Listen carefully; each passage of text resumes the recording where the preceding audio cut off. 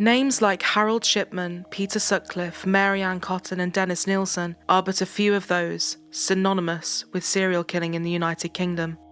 Their heinous crimes disgusted and appalled the British public, not just for the sheer cruelty of their acts, but also due to the large number of victims they accumulated over the course of their reigns of terror. However, arguably the most infamous serial killer in British history is Jack the Ripper. Notorious for his ability to evade capture and disappear once his grotesque acts of murder had been carried out, just as much as the brutal acts of murder he committed, he has remained a dark fascination not just for the armchair detective, but also the wider public. Fortunately, killers like Shipman, Sutcliffe and Nielsen were finally captured. But what about those like Jack the Ripper who are yet to be identified? It's reported that the United Kingdom experiences around 600 to 7 murders every year. It's chilling to think how many potential serial killers have gone unidentified over the course of British history. Today's Truly Criminal podcast exclusive is part 2 of our 2-part special on the murders of 2 women who could not have been further apart in life, but were tragically united in deaths so abhorrent they sickened the most hardened of police detectives, as well as the whole nation. Nearly 50 years later, their killer is yet to be brought to justice for his crimes that were only linked together 29 years after the fact, thanks to forensic science and new DNA matching techniques. His victims? A 21-year-old Playboy bunny hostessing at the famous Mayfair Club and Casino, and a 16-year-old schoolgirl who was celebrating the completion of her O-level exams. Sexually motivated killings committed on opposite sides of London, with entirely different modus operandi. Both murders had very little in the way of similarities, except for the abhorrent nature of both crimes. This is a Truly Criminal podcast exclusive. This is the case of the savage murders of Eve Stratford and Lynne Weedon. Part 2. Lynne Weedon. Lynne Weedon was born on the 11th of November 1958 and grew up in the leafy West London borough of Hounslow, known for its numerous beautiful parks and convenient travel links to Heathrow Airport. Hounslow has long been a top choice for professionals who work in the heart of the city, but who wish to raise their families somewhere slower paced and safer. The Hounslow that Lynne called home was a close-knit community where most people knew each other and socialised together. A place where all the kids in the neighbourhood attended the same schools and all the adults drank in the same pubs. Lynne lived with her mother Margaret and her father Fred on Lambton Avenue and attended the nearby Lambton Secondary School. She did look a little younger than her actual 16 years of age, but after putting on makeup she could pass for 18, which she did use to her advantage when she and a few friends occasionally drank in the local pub called the Elm Tree Public House. Although Lynne did occasionally drink alcohol underage, she was far from what anyone could consider a rebellious teen. She was very studious, had an extremely close and loving relationship with her parents, and always came home before it got too late. Her mother Margaret spoke lovingly about her daughter during an episode of Crime Watch. I would think she was probably almost the perfect daughter anyone could have had, and I'm not just saying that because she was my daughter. Everybody was of the same opinion. Her father Fred added she would get on with everybody without any fuss or hassle. She would accept most people without any trouble at all. In school, Lynne was a popular student who achieved highly in her classes, especially foreign language studies. Rosemary Sherwood, Lynne's best friend, told a documentary maker in the early 2020s, Lynne, she was a very brainy girl. She was very good at languages, especially French and German. So she was going to go to college and then become a bilingual secretary. Looking back, it is quite a few years, but she had a sort of wicked sense of humour even then. But I did love Lynne and she loved me. We just got on so well. She was a great girl, an absolutely great girl. On the 3rd of September 1975, the crisp, cooler winds of autumn were beginning to pick up, and the savage murder of Eve Stratford 6 months earlier was beginning to fade from the public's memory. The school summer holidays were coming to a close and children across the United Kingdom were groaning at the prospect of returning to their studies. However, 16-year-old Lynne was not one of those students. She was feeling absolutely elated. She had just received her O-level exam results, and despite all of the anxiety and worry of the last few weeks, she had performed even better than expected.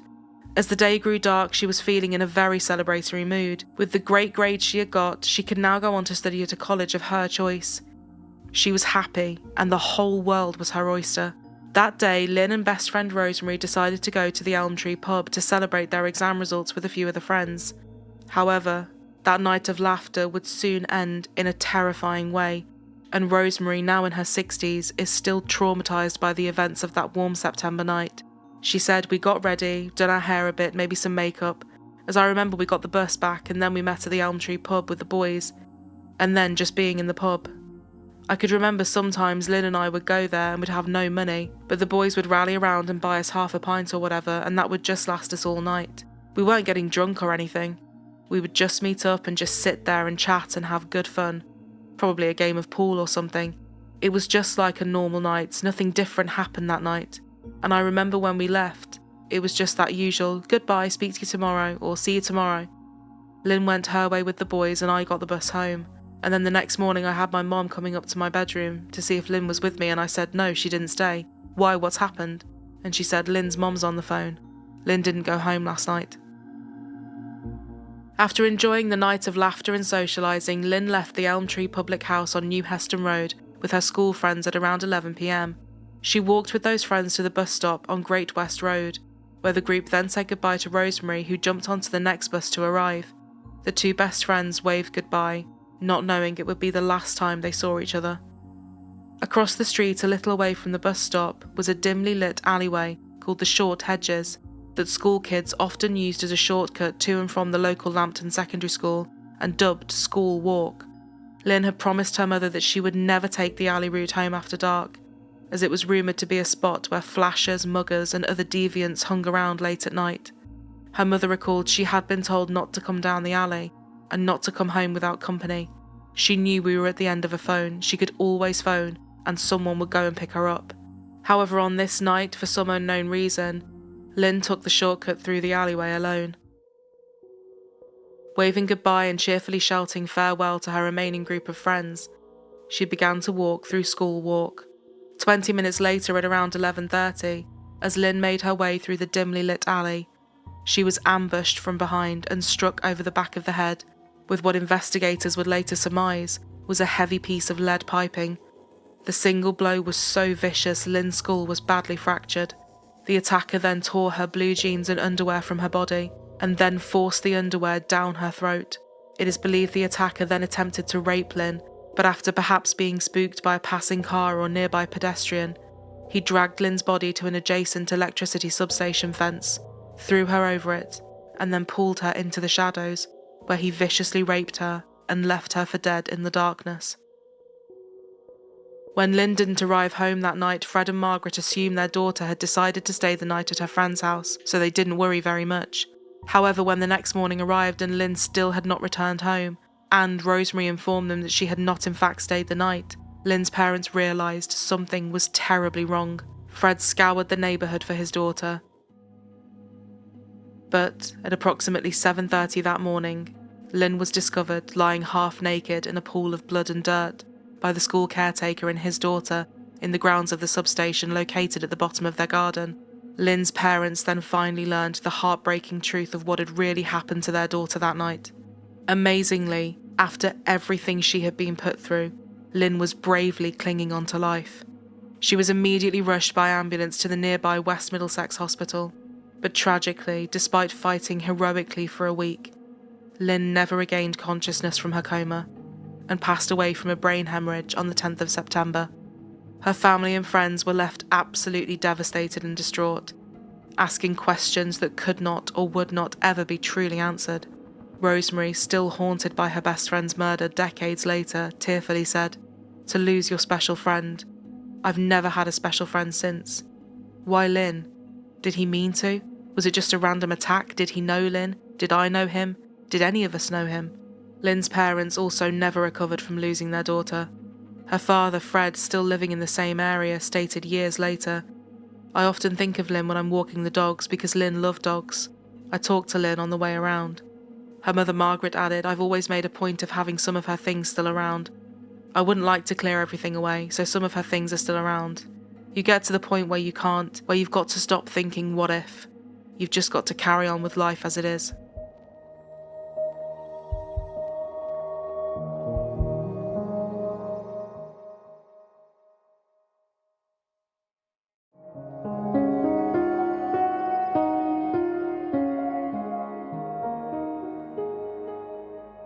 It's often said that history doesn't repeat itself, but it does rhyme, and this stood true for the police investigation that immediately followed Lynne's death, echoing that of the Metropolitan Police's investigation into the killing of Eve Stratford 6 months prior. Detectives scoured the surrounding areas, desperate for any scrap of evidence. They canvassed the whole of Hounslow, knocking on doors and interviewing everyone. They spoke to anyone even remotely associated with the 16-year-old. However, despite the authorities' diligent investigative techniques and the passion of their detectives, no substantial leads or clues came out of the weeks of investigation. The killer had taken the murder weapon away with him, and there was little else in the way of evidence in the highly contaminated and public crime scene. Although, as he had also done in Eve's case, the suspect had left behind his DNA inside the victim.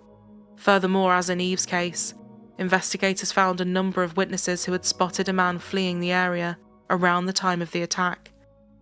One such witness was a retired BBC producer, Bernard Andrews, who was driving past the area of Lynne's murder on Great West Road at around 1 a.m. when he was flagged down by a white 20-something-year-old hitchhiker with longish hair and carrying what appeared to be a businessman's black leather attaché case.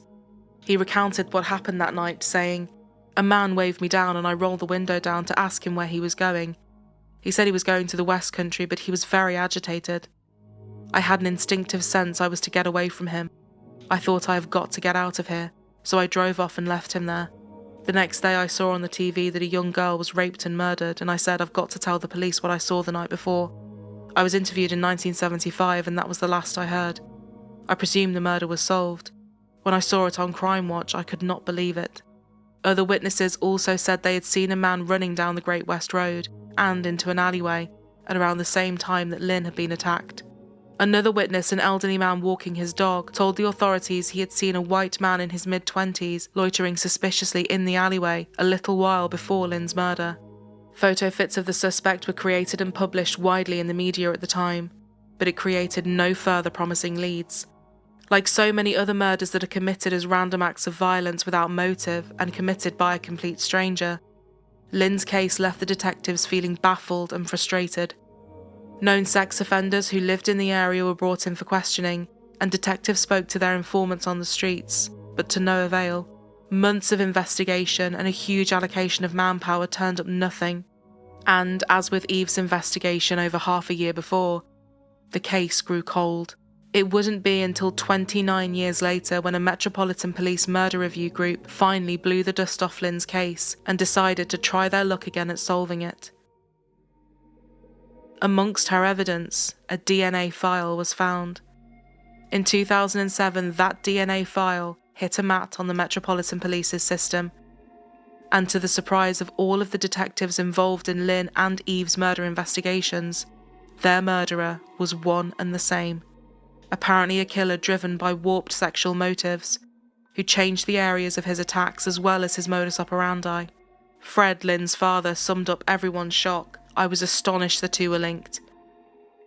DCI Noel McHugh, who was leading the combined investigations into renewed efforts to solve the cases, told Crime Watch, "We've made that forensic link and we have the DNA. That's the suspect's DNA that links both of these murders. Now the important thing for everyone to appreciate is that up until 1995, we weren't actually taking DNA from suspects, people who went to prison. So it's quite possible that the suspect may have been arrested or gone to prison for other matters, and we may not have his DNA. So if someone has that name or suspicion, then we would encourage them to make the call and not assume that we already know their name. What we do know is that the killer had a link to the Leytonstone area in March of 1975 and the Hounslow area in September, and in particular to the Hounslow area. He would have been familiar to the alleyway called the Short Hedges. He would have been a white male aged between 17 and 30 at the time of the murders. In both cases, the murder weapons were removed from the scene. In the case of Eve, it was a knife, and in Lynne's murder, it was a blunt instrument, similar to a lead pipe. He added later to a journalist in 2015, "I firmly believe there is someone out there who has information about who carried out these murders. It is inconceivable that the killer of Eve and Lynne has kept the perfect secret for 40 years. It's a heavy burden to carry, and he must have let details slip over the years, maybe to a partner, a friend, even a cellmate. I would appeal to anyone with information to contact us. The families of Eve and Lynne have spent decades not knowing who brutally killed their loved ones, and they surely deserve some answers." Sadly, Eve's parents have passed away, but this man has a chance to bring peace to Lynne's mother and father, now in their 80s. I urge you to examine your conscience. Perhaps the person who killed Lynne and Eve confided in you. Please do not keep their secret for a day longer and come forward. Sadly, as of the writing of this podcast exclusive, there have been no further developments in these women's cases, and the Metropolitan Police are still waiting for that big break in the case that will finally bring their killer to justice.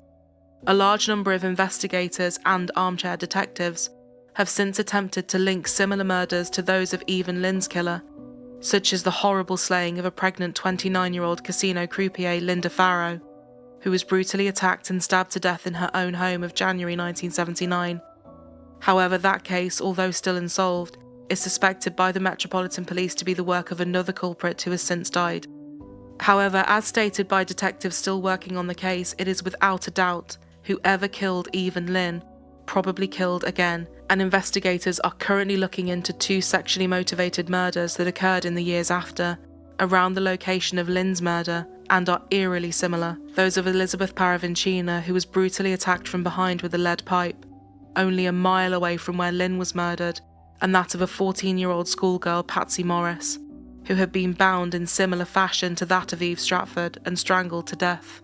In these 2 cases, there was unfortunately no DNA left at the scene of the crime, and no signs of sexual assault, so investigators couldn't conclusively link them to those of Eve and Lynne, although they do believe they are highly likely to have been committed by the same man. As for Eve and Lynne, both women who were viciously stolen from their loved ones at a time when they were riding high after successes in their lives, Eve with her modelling career and Lynne with dreams of going on to college and becoming a bilingual secretary. Lynne's parents will soon be in their 90s, and they surely deserve to see their daughter's killer held accountable. Margaret, Lynne's mother, is still waiting for answers decades later. In 2015, she said, "It has been 40 years since our beautiful young daughter Lynne was violently taken from us. 1975 seems so long ago, and it is. 40 years without her. We've missed out on so much. She's missed out on life. No relationship or marriage, no career or children, or even just travelling the world, all taken from her. We are left 40 years on, always wondering what it would have been like. A true life sentence. We are well aware that whoever murdered Lynne also murdered Eve Stratford. That young lady also had her life snubbed out. Her family have died now, another true life sentence. I will make a mother's plea for anyone who can tell us some information about the person who took my daughter and Eve Stratford's lives to come forward. Please, please give us some sort of closure. Anyone with information about Lynne Weedon's murder or the murder of Eve Stratford is asked to call the incident room on 020 8785 8099, or you can call Crime Stoppers anonymously on 0800 555 111.